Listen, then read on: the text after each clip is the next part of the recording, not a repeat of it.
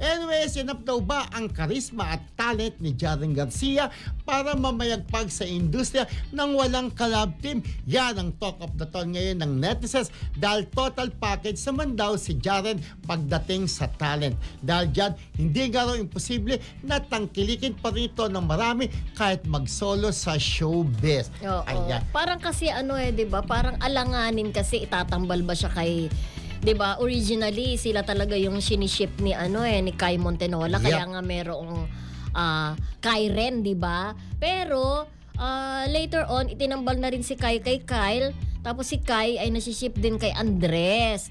So, kahit pa paano may solo naman career itong si Jaren kasi kumakanta siya, Kuya Romel, 'di ba? Yes. Oo. So, ang problema daw, sinasabi nila, medyo hindi daw matatas sa Tagalog si Jaren. Ayan, yun nga medyo kasi... nagiging problema din talaga ng artist yun pagka hindi ka masyadong matatas sa Tagalog. Pero di ba, nasa showbiz na siya, syempre magiging matatas na rin niya sa pagtagal. Pero ito nga po, kung last year tinangkilig siya yung kanyang unang album, this year may album na naman po sa May 29, magkakaroon ng live streaming si Jaren para sa kanyang newest album, di ba? Pero nag-guest to kay kay Carmel. At talaga andun yung mga fan ni Jaren tsaka ni Kai. Talagang sigawan na sigawan. Ang lakas ng tilian nila, talaga sinuportahan nila si Jaren. Siyempre lalo na itong lalabas na bagong album ni Jaren, siguradong susuportahan nila. Pero alam mo, nakakapanghinayang kasi nga meron na silang yung marami ng panay yung kanila Jaren tsaka si Kai.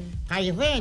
Kaya lang, di ba, siniship din kasi si Kai kay Andres Mula. Siniship din kay sino ba yung isa? Inulit mo lang yung sinabi ko. Hindi yun ang sabihin ko. Sayang yung love team na hindi pinupos. Kasi meron din sila ni Kylie. Ni Kyle Chari.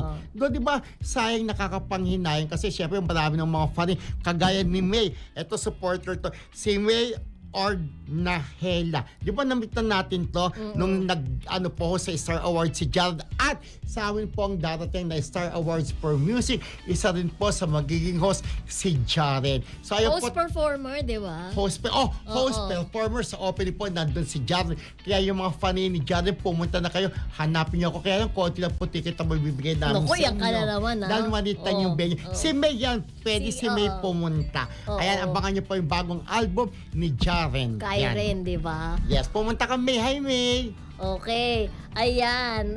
Sino po